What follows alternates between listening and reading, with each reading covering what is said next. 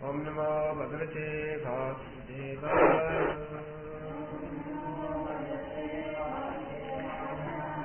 Om Namo Bhagavate Vasudevaya.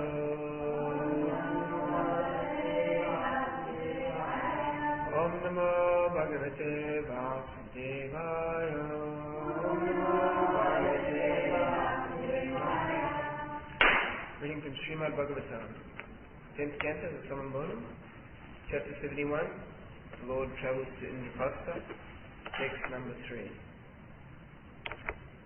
Yastavyam Radhisuyena Dikchakra Jaina Prabhu Atojara Sutajaya Ubhayartho Mato Mama.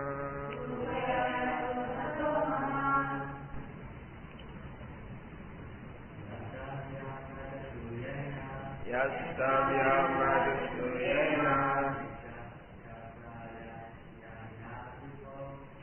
Chakra Jaina Prabhu Atojara Sutajaya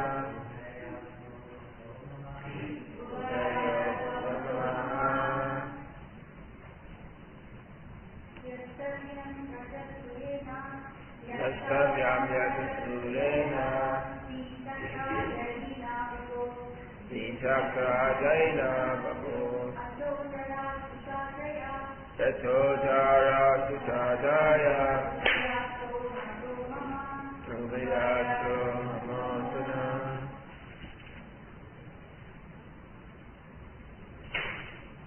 Yastavyam. Sacrifice should be performed. Rajasuyena, with the Rajasuya ritual. Dik of directions. Chakra, the complete circle. Jayena, for one who is conquered. Vibho, O Almighty One. Ataha, therefore, Jarasuta, of the son of Jara. Jayaha, the conquest. Ubhaya, birth.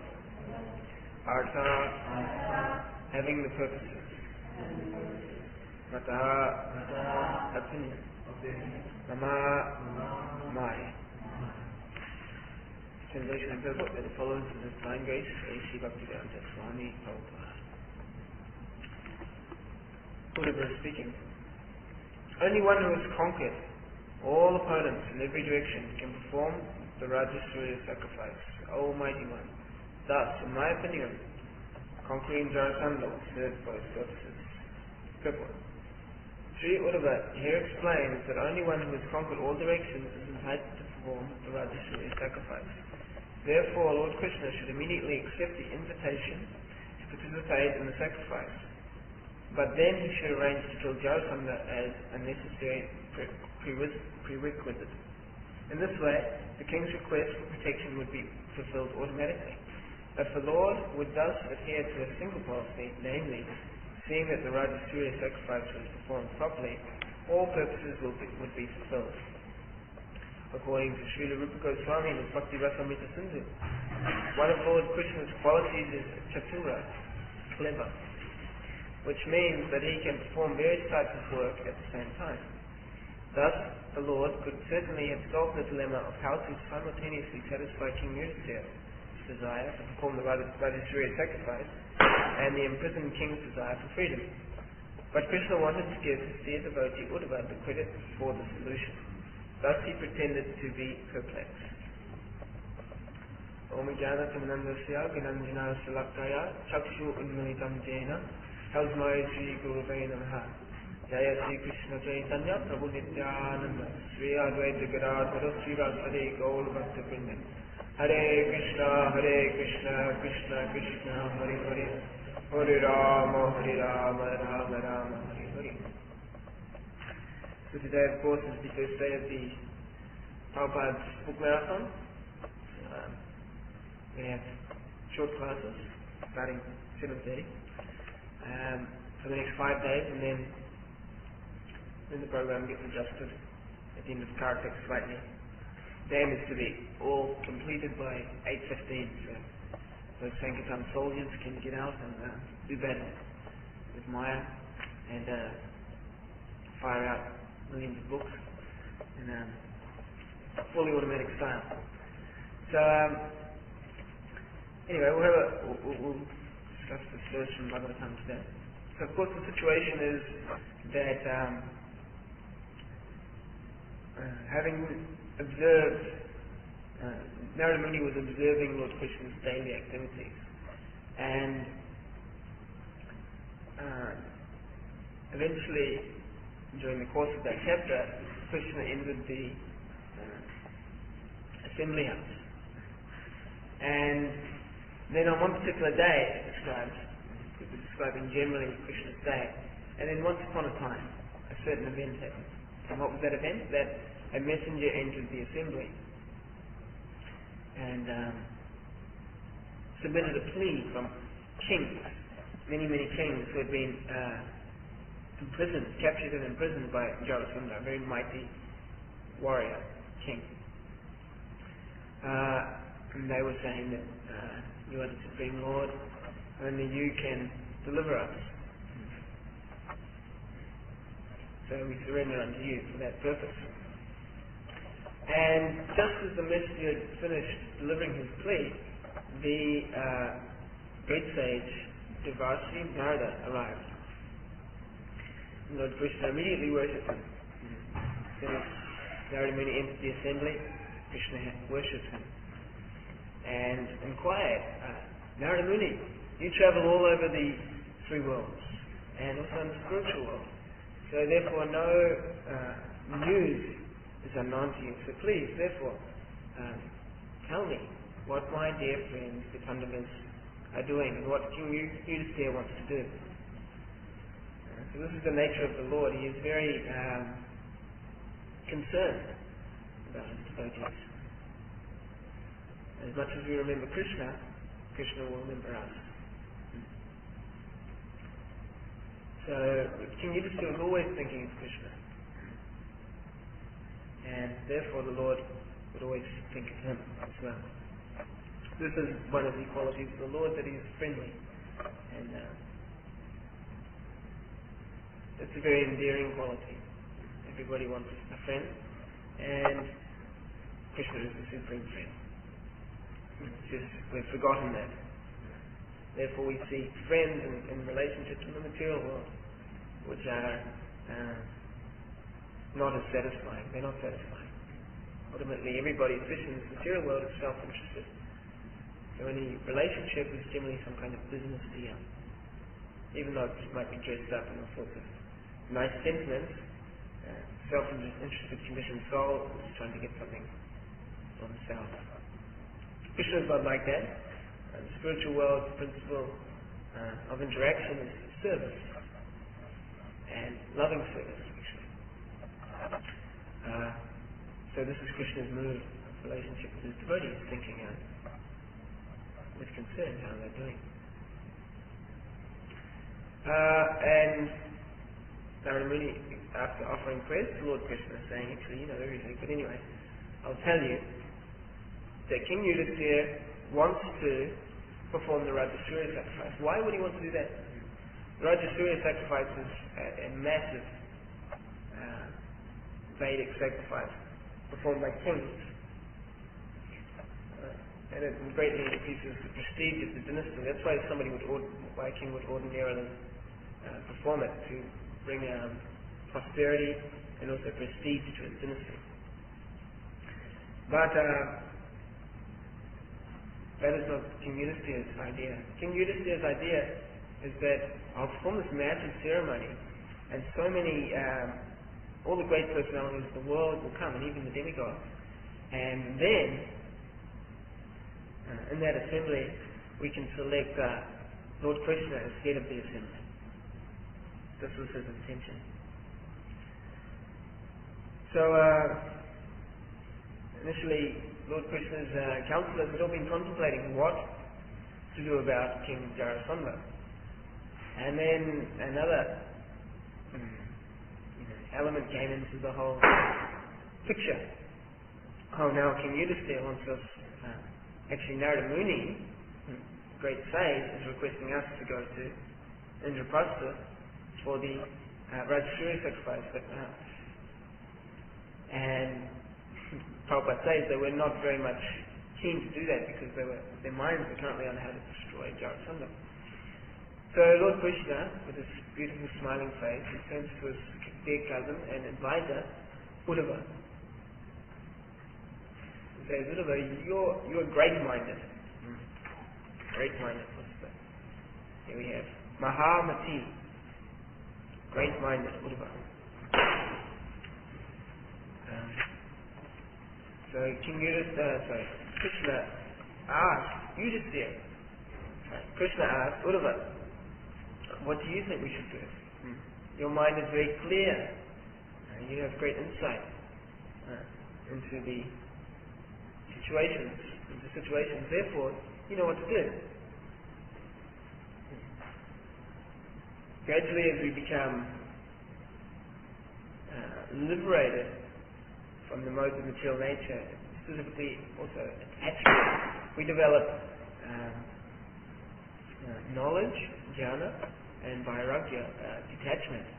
That is the prerequisite for clear intelligence, actually. Because when one is attached and ignorant, then one is very foolish. One performs so many foolish activities. So, Uddhava was great-minded, very enlightened, and he could see the situation clearly. And we also need advisors in our life. We'll come back to that point. So Krishna asked him, what do you think we should do? And of course, Uddhava would later, when approached by Vidura for transcendental knowledge, after Lord Krishna had departed, Uddhava would go into trance of remembering Krishna, and then emerge from the trance with tears in his eyes and say, the Lord is so inconceivable. He is the Supreme Lord, yet He embodies so many contradictory qualities. Although He was the Supreme Lord, He asked me for advice.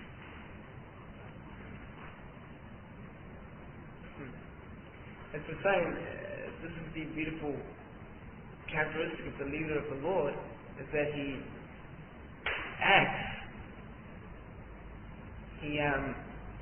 as if he's dependent upon his devotees. It's like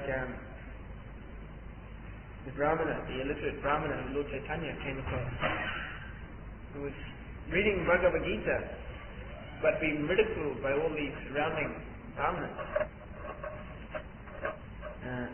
Yet he had tears in his eyes. So the Lord said, what is your experience? Why are all these other Brahmanas laughing at you? The Brahmana said, my dear sir, actually the fact is I'm illiterate. I cannot read. I simply turn the pages. Why? Because my spiritual master told me to. He told me, you read Bhagavad Gita every day. So I simply just turn the pages.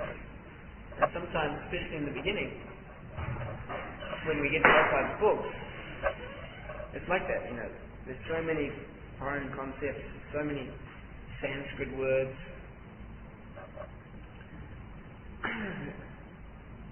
It's a whole world that we're unfamiliar with. So we just turn the pages. I mean, it's probably a bit different for people from India. From the Western world, we have no concept of 90% of the ideas and cultural elements presented in Bhagavatam and even some of the more basic books. But yet, because the devotees tell us to, because our faith and our relationships with the devotees, we try. And when our spiritual master also says you must read, we read and we turn the pages and we try and understand. We may not understand, but actually understanding Bhagavad Gita, understanding Krishna conscious knowledge actually requires mercy. Reading is not a knowledge-gathering activity that you, like a scholar, reads a book and just gets out the facts and speculates. Reading and Krishna consciousness is a devotional activity, meaning we do it in service. We do it in service with a devotional spirit. I am serving Krishna. I am humbly trying to associate with the personalities within these books. And with that mood, revelation comes. Actually, things jump out at us and strike our heart actually very deeply. So this Brahmana, he was just turning the pages. He couldn't even read. It was just all like a bunch of, what's that font on the computer? Wingdings. It was all like written in wingdings, just all this squiggles and squirrels. Yet he was crying. And Lord Chaitanya said, "What is your experience?" Well, he said, "Every page I turn, I simply see this beautiful picture of Partha-Sarathi. I see Lord Krishna driving Arjuna's chariot. I see Lord Krishna serving his devotee. And Lord Krishna is the Supreme Lord. Yet he is serving his devotee." So this beautiful scene brings tears to my eyes. I become stunned. See the wonderful qualities of the Lord. So, in the same way, Uddhava became stunned when he thought, Lord Krishna is asking me for advice. He treated me as his advisor, although he was the Supreme Lord. Uddhava was very aware of Krishna's position. He's very intelligent as well. Krishna sent Uddhava to consult the gopis actually. And Uddhava was completely blown away by their devotion. He after speaking to the residents of Vrindavan, he just wandered around the place for a few months, just in complete ecstasy, glorifying the place, glorifying the residents. This place is not of this world. This place is completely Krishna conscious, 100%. And he could understand that these were very exalted devotees. So, Uddhava was not in ignorance about Krishna's position. So, imagine how striking that is. Somebody knows everything, yet your spiritual master asks your opinion on something, asks your advice on something. And imagine you have such awe and reverence for your spiritual master, then what is your opinion? It is striking, touching. So, this is Uddhava's. Uddhava, yes, I am the servant of the Lord, and he wants to play like this. This is his Leela. Let me offer some advice. So he analyzed the situation and actually said, there is no real difference in these two activities, because in order for King Yudhisthira to perform the Rajasuya sacrifice, he has to have conquered all directions. He has to have the submission of all the kings in the land. And that can be obtained, and it was obtained, because after the Pandavas returned from exile, this is their first exile, when Duryodhana tried to burn them in the House of Black, but they escaped. And then they returned and won Draupadi at the ceremony for her marriage, the contest. He had to shoot an arrow through a spinning wheel and pierce the eye of a false fish. And the only way he could judge where to shoot was to look in the reflection of a rippling pool of water. And nobody could do that except Arjuna. So he came in the guise of a Brahmana. They all came actually. Let's see the fun. And then Arjuna stepped up after all the other kings failed, including Duryodhana. Arjuna performed the task on Draupadi. And that's kind of the beginning when they became reintegrated. The Kurus were kind of, by force of the social pressure, forced to say, oh wow, it's so wonderful that you're still alive. We thought you'd all died in that terrible accident. Of course, it was all their design. But anyway, because it would have looked very bad politically to just say, you're back. How terrible. And attack them. So no, anyway, the Pandavas got some land. They were given, actually, a desert land. But Lord Krishna helped them and made Indra pour so much profuse rain upon that land that it became lush, prosperous. And because everyone, all the citizens of the land were so attracted to Yudhishthira's righteous character and qualities, and they wanted to be under his leadership, so many people flocked, and Indraprastha was born and became very prosperous, extremely prosperous. And this made Duryodhana and his 99 brothers burn with envy. Anyway, King Yudhishthira, at the height of his prosperity, he wanted to perform the Rajasuya sacrifice in order to honor Lord Krishna. And they had to conquer all directions. And he would do that very easily just by sending out his brothers, his 4 brothers, in 4 different directions. And they would go out and they conquered. Most of the kings surrendered willingly. Some of them wanted to fight and they were destroyed. And then massive trains of booty started to flood into Indraprastha from the 4 directions as the 4 brothers returned. But one person they couldn't conquer was Jarasandha. Jarasandha had the strength of 10,000 elephants. He was obstinate, like anything. So Uddhava knew that King Yudhishthira wouldn't be able to perform the sacrifice without destroying Jarasandha. Jarasandha wasn't going to agree to,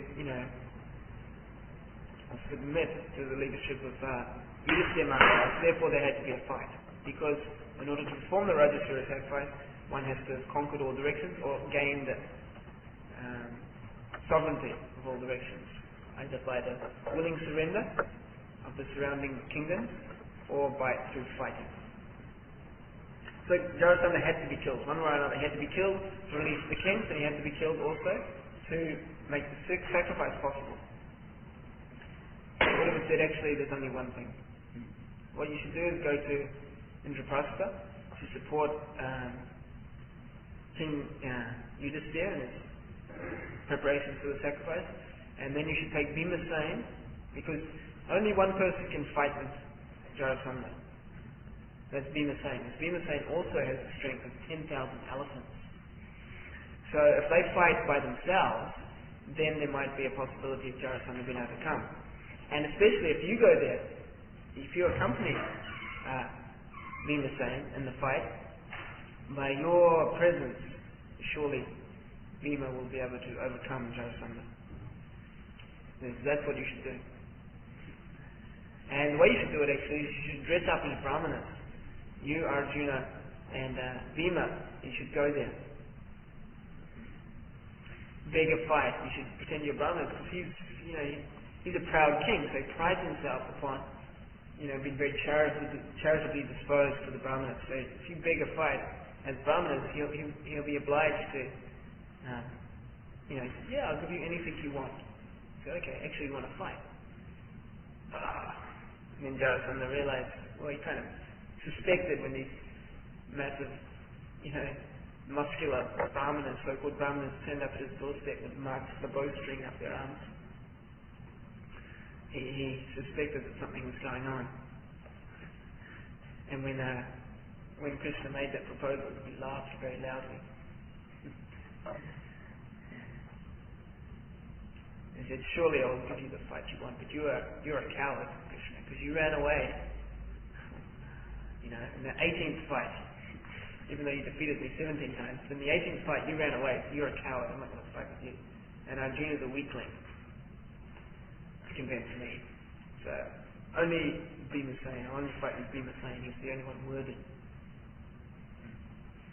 So this is Uddhava's proposal. This is what he said we should do. And of course Krishna acquiesced, said yes, this is a great idea, and proceeded to execute.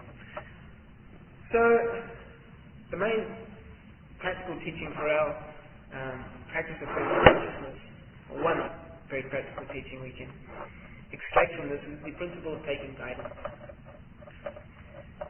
There's a nice ashram in Wellington, New Zealand, men's ashram led by Mahavanta Guru, and he has a mission statement. It's a very elaborate document. It's quite famous actually. It's like a whole, 18,000 verse. Maybe not 18,000. It's a bulky thing, and he goes through it whenever some new devotee comes. New devotees come. They do he does a series of morning classes on the whole thing. So it kind of gets their focus. What are we doing here? What is this ashram lifestyle all about? What are we trying to achieve? And he outlines, the basic. You've all heard, preaching is the essence. No, books are the basis. Purity is the force. Preaching is the essence, and utility is the principle. And then he adds one more. He says, guidance is the secret.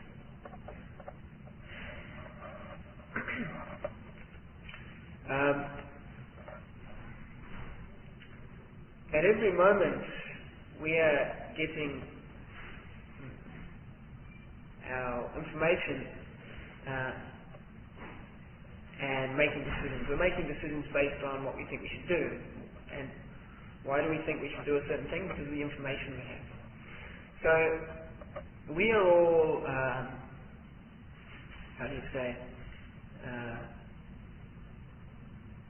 dependent. And we're always taking something as authority. We all have, and that could be, for a lot of people, that's what is the authority? My own sense perception. Because I perceive it, because I perceive a situation in a certain way, that is real, that's what I take as authority, therefore I'm going to act. Or because I feel in a certain way. Because my emotions tell me a certain thing. Because my desires say. So this is one type of authority we can have. We can also have the authority or guidance of our friends. They think we should take a certain course of action, so we do it. Or we can have guidance of teachers or superiors.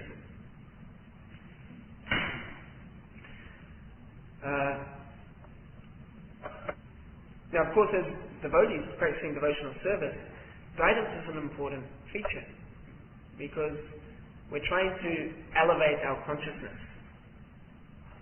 And generally, what we'll do is act according to our conditioning. And what does that mean? Samsara. We just go round and round in a circle. You might notice that if you see your old friends, you've been practicing Krishna consciousness for a while, you've been a little bit removed perhaps from your circle of friends and your conditioned life. And you step away from them for a while, say a couple of years or something, and then you go and see them again. And you probably find that they're pretty much doing the same things that they were doing when you left, Except they're a little more sort of cynical and everything's a lot more hackneyed, like worn out. But they're just going the same, they're still struggling with the same issues. They still have the same relational problems. They're just going around in circles, they're just going around the garden path. But if you stay in the association of devotees, it's very dynamic because all the devotees are making advancement, and you see that.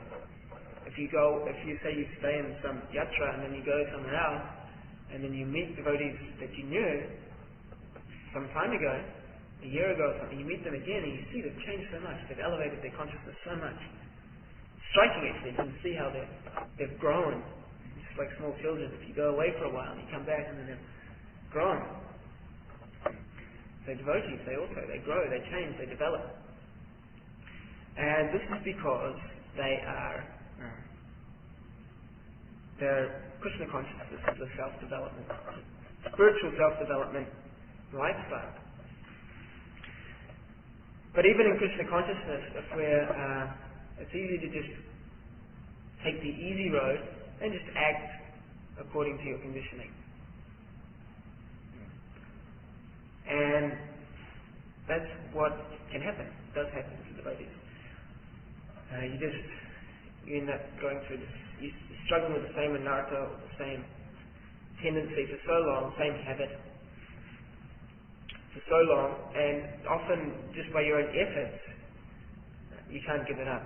But then you take guidance and you get somebody's higher intelligence, you get the perspective of somebody with higher intelligence who can paint a picture of the whole situation for you and give you some advice and hold you accountable, if you like, to change and elevate. Then it makes it possible to change and develop. This is the principle of guidance, so important. Because often we can't tell if we're going off the rails, going off track as well. So guidance is so important. Even Lord Krishna, to set the example, he takes guidance. Krishna accepts the spiritual master. It's a necessary element of spiritual life. Guru, Sadhu and Shastra. We have to have all three working in our life.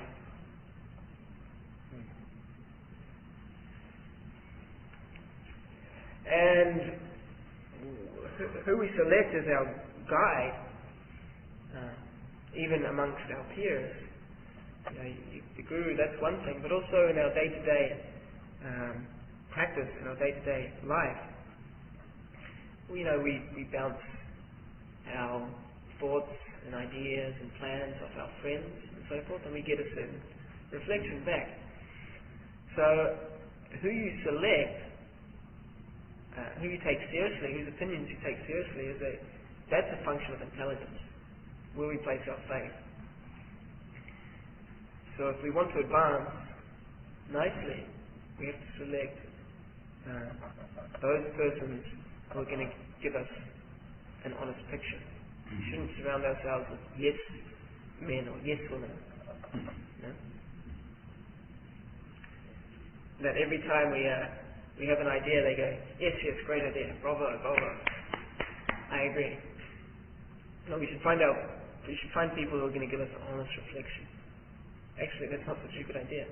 It says in Bhagavad Gita, you don't mind. So I don't think you should do that.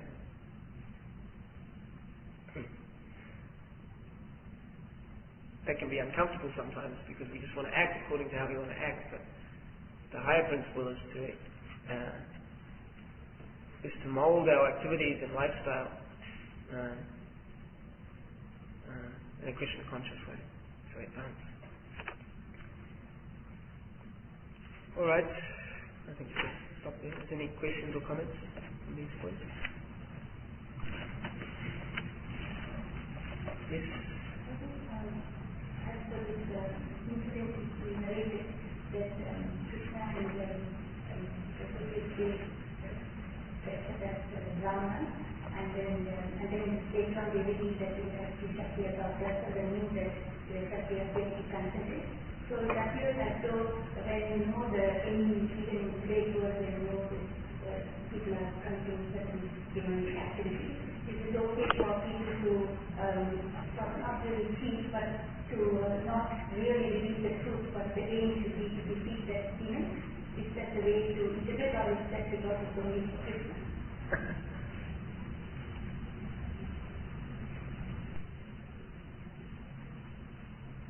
Should you always be chivalrous?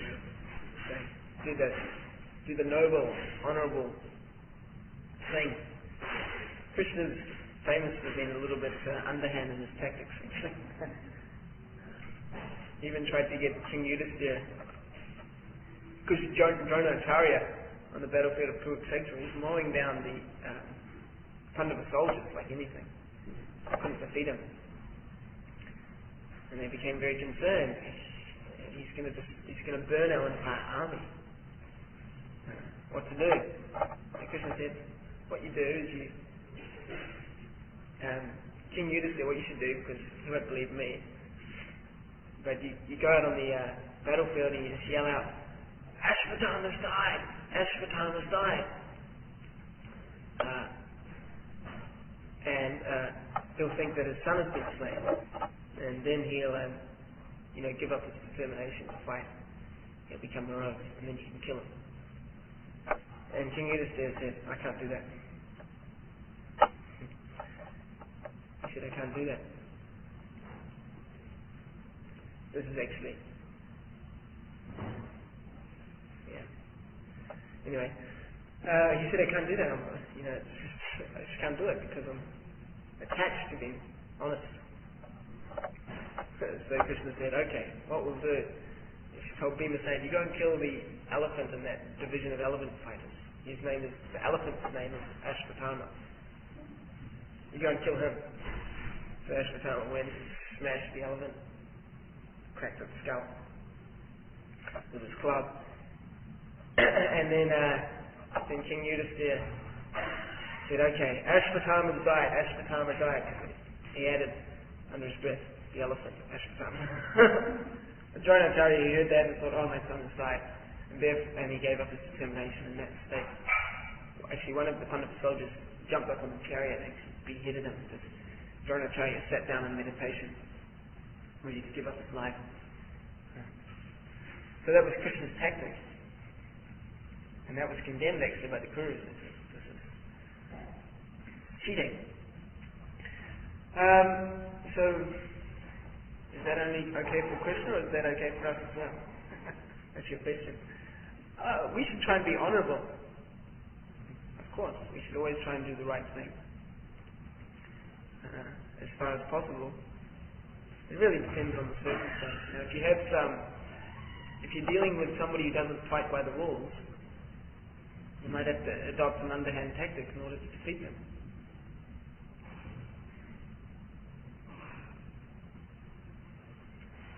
But, it wasn't that the Pandavas stabbed Jarasandha in the back. They actually begged to fight, and then they fought and destroyed Jarasandha in a fair fight.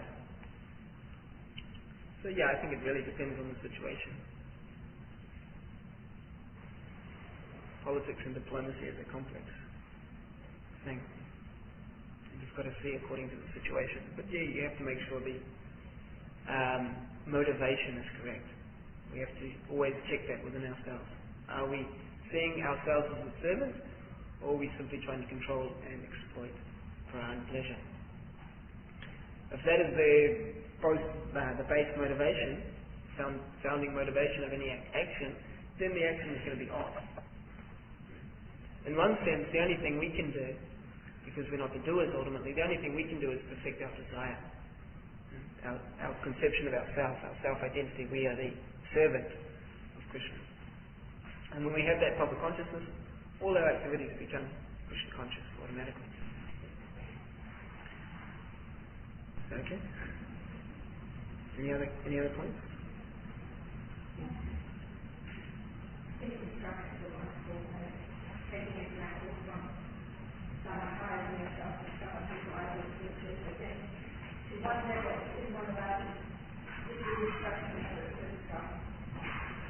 To what level?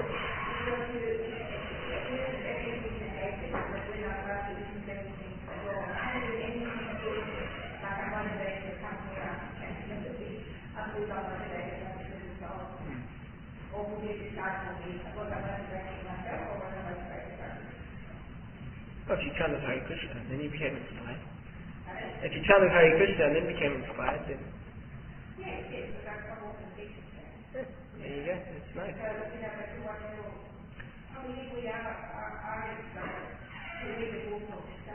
Yes. To the degree to which our heart is clean, we can hear the super soul. My spiritual master said once, people think, what we should do is follow our intuition, we should follow our heart. But what if our heart is dirty? He said, it's just as intelligent as saying, hey, let's follow the smell of the garbage. Because our heart is, all sorts of impure desires are arising there and colouring our vision. So the way to do it is, you have to verify what Krishna is saying from within, that he's saying the same thing in Bhagavad Gita. Often in the beginning we don't have the knowledge to reference, to actually check, I've got some ideas about what I should do. But we don't have necessarily the knowledge to think whether it's guidance from the super soul or it's guidance from our own conditioned heart. So oftentimes it's good to have somebody, Oftentimes the spiritual master, all he does is say, okay, what is your idea? And you say, oh, I think I wanted to do this, or I think I'm going to do that. And he says, yeah, okay, that sounds Krishna conscious. I have to give guidance to some boys sometimes, and oftentimes, I'll just say, what do you want to do? What's your idea? And if it's all Krishna conscious, and if I can't find any fault in it according to what I understand of Krishna consciousness, then I'll let them do whatever they want to do.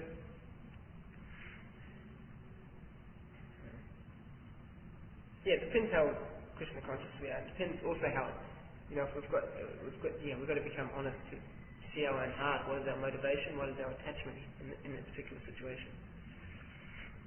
But if you don't have that facility, then you should chant in a very prayerful way for guidance. And then, if you chant very nicely, then you will clean the heart and the guidance will become pure. But also we have to study. We have to verify our own ideas with the Shastra and also with our guides. So it's important to find some person that you look up to and you have a good relationship with, that you trust, and